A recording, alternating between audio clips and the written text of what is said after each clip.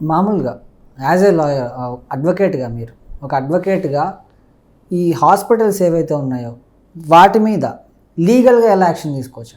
One thing, మనకు స్టేట్లో medical councils ఉంటాయి, నేషనల్ మెడికల్ కౌన్సిల్స్ ఉంటాయి, కొన్ని ఎథిక్స్ కమిటీస్ అని ఉంటాయి, కన్జ్యూమర్ కోర్ట్స్ ఉంటాయి, ఒకవేళ పిచ్చి పిచ్చి వేసాలు వేసి ఏమైనా క్రిమినల్ యాక్ట్ అని పోలీస్ స్టేషన్ కూడా ఉంటాయి.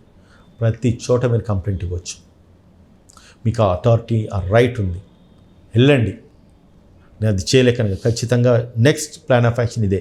4 హాస్పిటల్ కరెక్ట్గా మూతబడ్డాయి అనుకో, సిస్టమ్ మొత్తం సెట్ అవుతుంది. ఇది చేయాలంటే ప్రభుత్వం ముందుకు రావాలి, ముఖ్యమంత్రి గారు ముందుకు రావాలి, రేవంత్ రెడ్డి గారు ముందుకు రావాలి.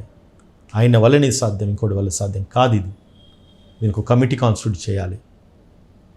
ఎవరెవరైతే వాళ్ళ కష్టాలను, వాళ్ళ గ్రీవెన్సెస్ అన్నీ కూడా రికార్డు కావాలి. ఏ హాస్పిటల్ ఇటువంటి అరాచకాలు, మోసాలు జరుగుతున్నాయో ఇమీడియట్గా ఒక కాల్ సెంటర్ ఉండాలి, ఆ నంబర్కి ఫోన్ పోవాలి. అరే వీడికి అయిన ప్రాబ్లం ఒకటి, వాడికి ఇచ్చే మందులు ఒకటి బాబు,